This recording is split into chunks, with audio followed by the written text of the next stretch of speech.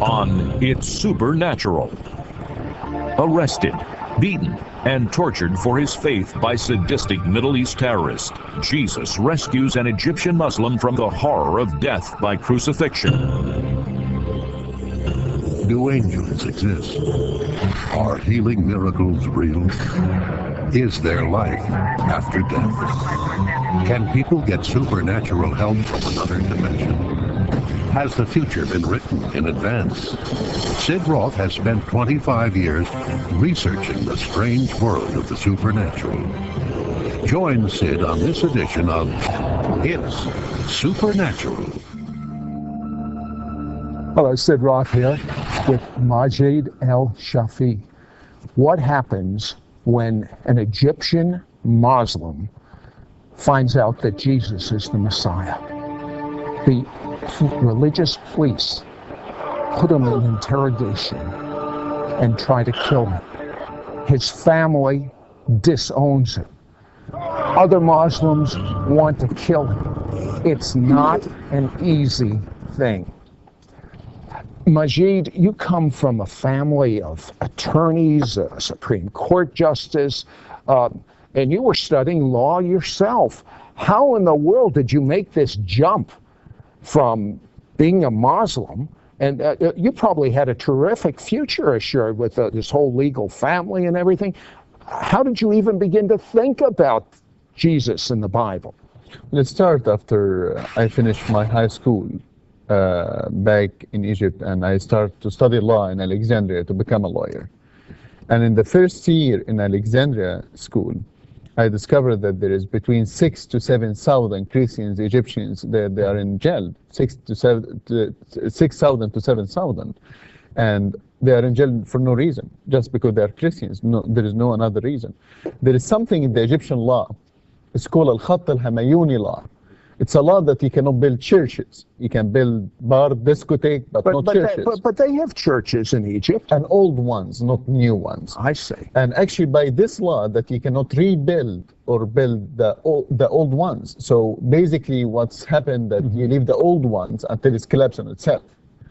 So all of this show me that there is something wrong. There is persecution. So you're worried about this problem. How did you then make the leap to believing in Jesus? I started to research why there is persecution. From my knowledge, when there is a persecution, that means that the enemy tried to hide something, that somebody tried to hide. Why you persecute some people, you know? You have a real legal mind. Yeah, exactly. And I went to my best friend, his name is Tamer. Tamer was Christian, I was Muslim. And I told him, Tamer, why there is persecution happening to the Christians? And Tamer told me, listen, if I answered you, my answer can affect our friendship together. But I will give you a book. In this book, you will find answer for every question that you have. My first time I opened this book, it was a book about justice and love and forgiveness, more than about law. It's called the Holy Bible. And first time I opened the Holy Bible was chapter John 8. And in John 8, they bring a lady commit adultery, throw her in front of the Lord, told him, yes, judge her according to the law of Moses. He started to write down on the sand by his finger. They repeated the question again. The Lord looked at all of them, told them, who without sin cast her the first stone? And the only one who can cast the first stone was the Lord himself, Jesus, because he is the only one have no sin. But he didn't. They left. He looked at the lady, told her, go sin no more, I forgive you. And this was my first time I see true forgiveness. True forgiveness. I started to read the Quran, I started to read the Bible, I started to compare between both of them. In the end, after almost a year, I went to my friend Tamer and I told him, Tamer, I know now what is Christianity. Christianity is not about religion. Christianity is not about going to the church every Sunday, hallelujah, bless the Lord, and see the Lord next Sunday. Christianity is about a relationship with God. I accept the Lord and I want to receive Jesus. But you have to count the cost. How could you do that? Your heritage, your family, your career. Nothing of that equal anything. If you know that your soul in the end will end in hell. Okay, you started an organization to help the Christians in prison and the rights for Christians. Yes. And how large did the organization become in Egypt? Well, we start by 7 members, and after that we ended in 2 years, 24,000. 24,000? In one. Okay, in one then he writes a book about what he believes, and he gets arrested. What happened when you got arrested? August 15, 1998. 1:30 in the morning, I heard knock on my door. I went to open the door. An officer asked for a name. I told him, a gentleman asked for a name. I told him nobody here by this name. 2 minutes later, five soldiers, 2 officers, they came, they broke the door, they took me from inside. They put me in the police station. It's called the Zogli police station. It's behind the Egyptian parliament. They told me, we know who you are. We know about the book that you wrote, the organization that you built. One thing we don't know, that who is the rest of your group. I told them, I don't know which group, I don't know which organization, and if you know everything about me, why are you asking me? They told me, you want to play tough, we can play tough together. I told them, tough is my middle name, you have no idea. They took me next day to Abu Zabal jail. Abu Zabal jail, known in the Middle East to hell on earth. And Abu Zabal jail, let me just tell you a few information about the persecution system in the Middle East. As the people listening to us now, they have no knowledge about what's happening. And first, they change your name in the official papers. So if your family or any human rights organization ask about you, you are not exist. Really? In the official papers. The officers that they are torturing you, they're always wearing masks. You cannot see their faces. They always call each other by numbers, not by names. And every day was different, the level of torture. So if you stay, day number 1, they take this level of torture. If you didn't speak, they take you to higher level. I spent there 7 days. For me, like 700 years. Hold that thought. They end up crucifying him. I'm not kidding. Don't go away. Be right back. We'll be right back to It's Supernatural. Both Maajid El-Shafi's supernatural testimony and his documentary expose, Behind the Front Line, are yours on one high-quality DVD for a donation of $25. Shipping is included. Please ask for offer number 1054. On the DVD, you'll hear Maajid share from his heart why he left the Muslim faith and became a Christian. You'll be moved to tears as you watch the dramatic recreation of the suffering, torture, and miraculous intervention of God that delivered him from the jaws of death. They condemned me to die, but Jesus gave me life.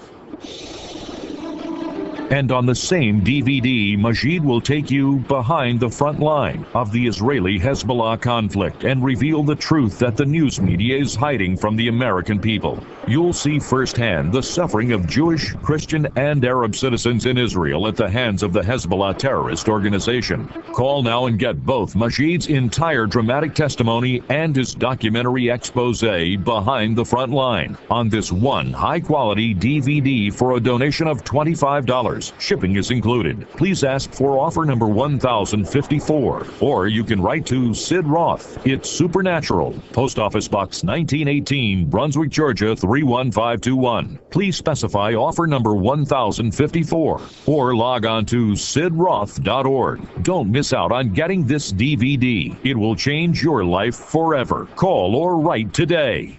We now return to It's Supernatural. Hello, Sid Roth here with Maajid El-Shafi. Now, Maajid, you said they arrested you because you're living in Egypt. You are Muslim, you're a law student, you start an organization for Egyptians that believe in Jesus. There's all sorts of persecution going on. You write a book. They haul you in. They want the names of the other Christians associated with you. You refuse to tell them. And then, did you know that the torture would be as bad as it was, or did you not know this? Christians is like bag of tea. You don't know how strong they are until you throw them in hot water. So I didn't know, but I expected something like that. Okay, each day they got progressively worse. And is it true that they told you what they were going to do the next day so you would think about it? Yeah, basically. It's a mental thing as well as physical. It's a mental warfare, of course. Day number 1, they shaved the hair of my head, they put my head in cold and hot water. When I say cold water, it's a frozen water almost. And when I say hot water, there is smoke coming out of it.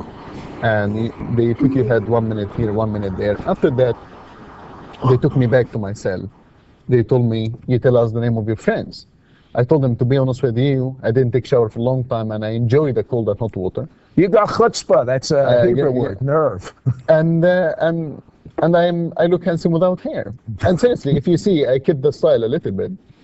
The more that you smile, the more that you show them no fear, they lose their control. Day number 2, they carry me, they put me upside down. Half of my body was on the ground, the another half was hanging.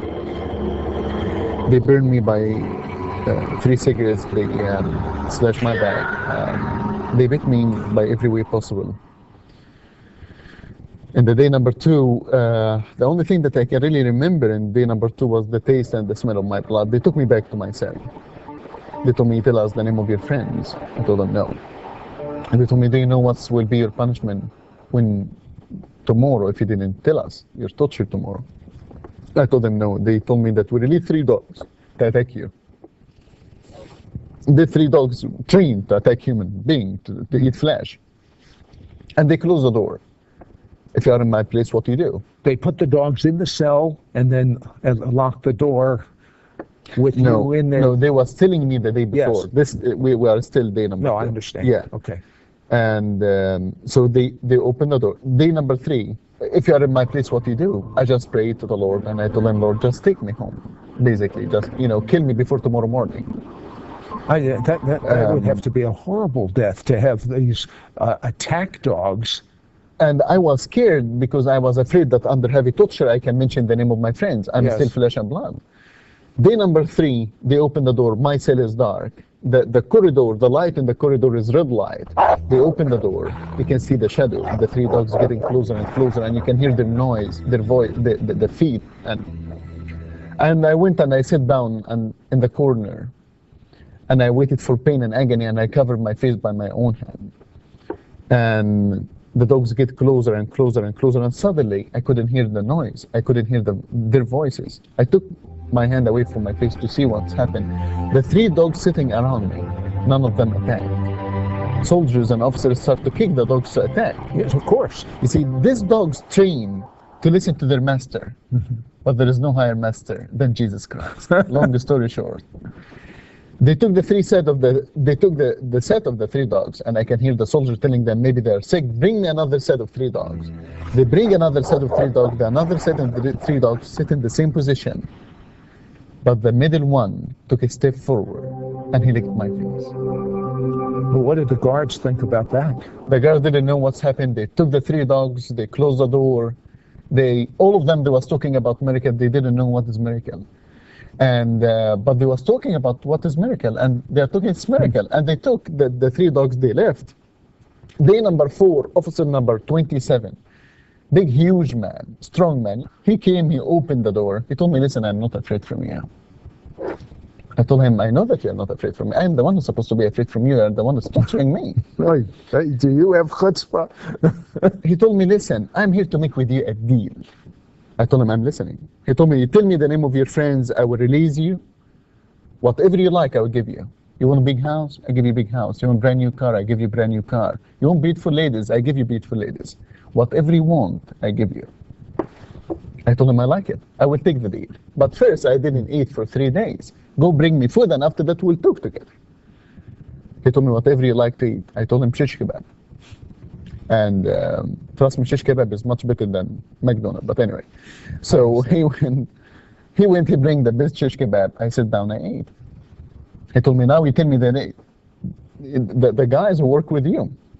I told him, listen, our group is a big, huge group. Of course. I cannot give you all their names. I cannot remember all of them. But I will give you the name of our leader. You can catch him, and he can tell you exactly the rest of our groups. He told me the leader. I thought that you are the leader. I told him, no, sir, I'm just a servant. He told me, okay, give me the name of your leader. I told him the name of our leader, Jesus Christ. If you can catch him, catch him. Oh, my goodness. Now, he didn't react too well to that. No, he didn't like it. What did really. he do? Well, officer number 27, he punished me 2 punishments. The first punishment that he slapped my face. And he was a strong, big man. I hit the wall. Officer number 27 didn't know that later on I will be in your show making fun about it. He didn't know that. He thought that he broke my spirit, but he was wrong. Later on, they took me. My second punishment is the reason that I don't sleep in the night. Until now, I have nightmares. They took me to another dark room, and they had a piece of wood, a cross shape. They took off my clothes, and they crucified me for 2 days and a half. Not nailed. No nailed. They tied your hand, your neck, your waist, your arms, your feet, your legs. And in the end of the 2 days and a half, they bring an Egyptian knife, it's called mangle, and they make cut to the back of my left shoulder, and they put lemon and salt on the open wounds. How much can one human take? And one human with God or without God? That's the question.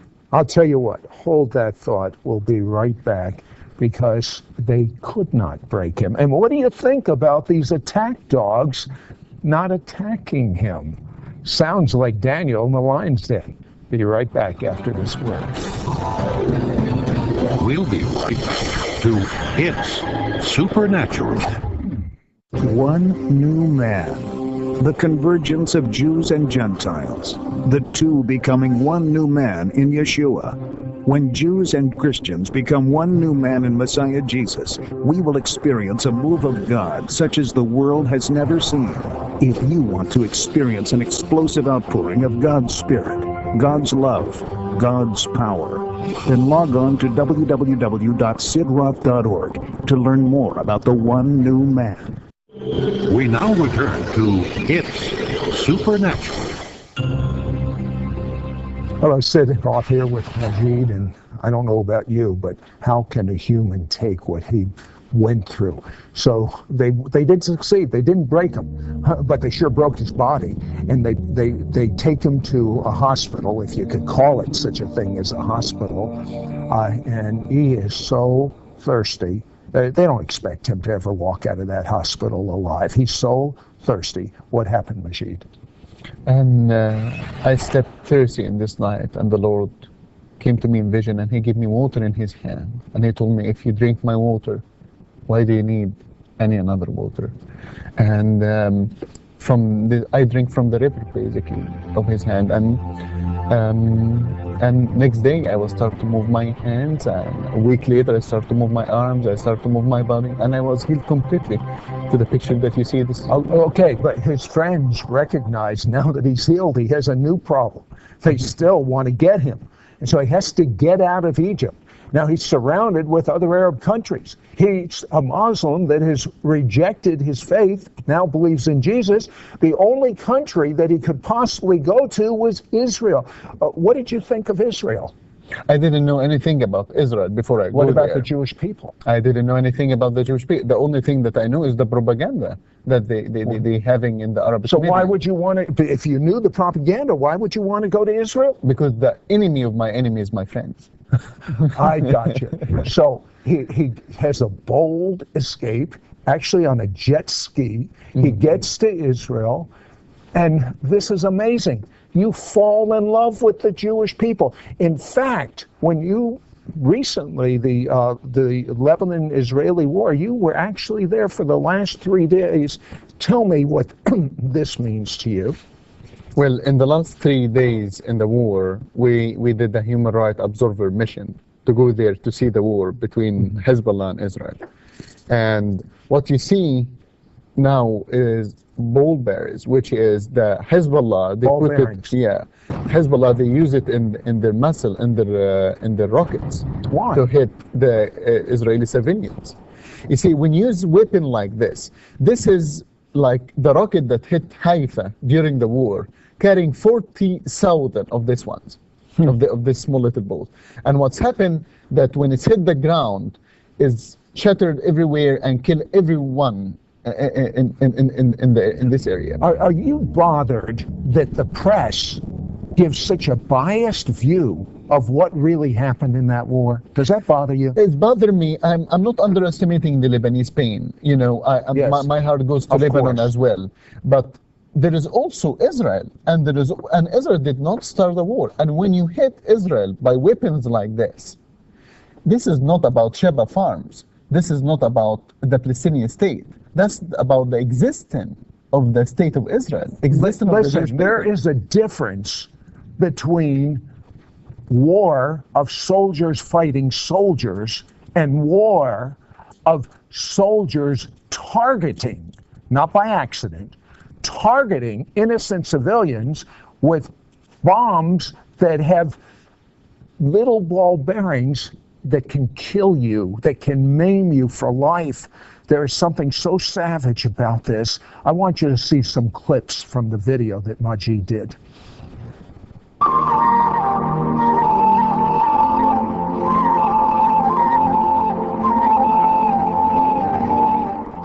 It was a big shock, because since 1948, this city was never under fire or never in a state of war. It's for the first time that we were under a shadow of rockets. It brings you to a state that you can do nothing, because you stay behind walls and in secure areas and just wait that the rocket will hit your head. Those who are carrying 40 kilos of ball berries, this is a small metal which is inside, and once the rocket hits a solid ground, it scatters around in a vicinity of 1,000 meters. And whoever stands in this vicinity gets killed. It's simply horrific, meaning it simply tears a body apart. It doesn't give the person, when a regular bomb falls, it gives the person a chance. This doesn't give you a chance. It simply throws holes into you. And this is simply inhuman. This is something which is not done. These missiles are made by Syria. Countries do not produce these kind of missiles. It's simply, the only purpose of this missile is to kill, and preferred to kill civilians. And this is something that the world cannot tolerate. At Haifa's Rambam Hospital, Maajid prays with Israeli Arab Christians Nicola and Sana Hayek. Sana's spinal cord was pierced by a single ball bearing from an exploding Hezbollah missile. The mother of 3 children, aged 3, 5, and 11, is now paralyzed from her waist down. We are here in Kiryat Shmoni. This is a house. A family, civilian family, was living here, and the Katyusha fall on the house. And this is pieces and part of the Katyusha. And as you can see, it's a civilian. His house belonged to a family. It's not a military base. It's not anything about army. But here it is, Hezbollah attacked this house, attacked this place. It is so important for you to see what the media is not telling us. Why is the media not telling us this? Many of them are afraid for their life. But there are so many Christians that I call real Christians, not the Sunday, go to church Friday with their leather Bible saying, praise the Lord, but ones that live it. Maajid, I have to tell you, I'm Jewish, and you literally provoke me to jealousy, but there are many Christians that are suffering just the way you suffered. Do you have a message for the countries that are torturing Christians right now? The persecuted Christians, my message is, the persecuted Christians is dying every day, but they still smiling. They are in very deep dark night, but they still have the candles of the living God. Our enemy have very strong army, have very strong weapon, but we have the Lord Almighty. Believe me when I tell you, they can kill the dreamer, but no one can kill the dream. And that's my message. I have an idea. I have an idea for peace. I would like to tell President Bush this. Maybe I won't get the Nobel Peace Prize, but I have an idea for peace. How in the world, in the Middle East, which the whole world is jockeying in right now, trying to figure out how to have peace when there is no peace. How can Arabs and Jews ever get together? How can Muslims and Jews ever get together? Do you really think that you can legislate this? Yes, you can, for a short period of time, and then it'll be worse than the short peace that you had. But God has a solution. Tell me the emes, the truth. What do you feel about Israel and the Jewish people? Look in that camera and tell them what you feel about Israel and the Jewish people, just quickly. What I know or what I feel about Israel, they have the right to exist. They suffered and they have the right to exist. We need to understand that Israel and the Jewish people, they suffered a lot in the past. And it's about time that Christians and Jews together, even secular, they understand that we need to help, we need to stop, we need to be there for them. That's how I feel. Give me your hand. I'm going to tell you something. We are one new man in Messiah. Amen. Jew and Muslim, because the middle wall of separation has come down. And you know, and I know, and now you know, in Israel there are Arabs and Jews that love each other. And we're going to spread this love. It all comes from the King of the Jews, Yeshua, Jesus the Messiah. And he's removing the spiritual scales from the eyes of Jewish people right now. He's removing the spiritual scales from the eyes of Arabs and Muslims right now, so that we could be one, so the world will believe. Amen.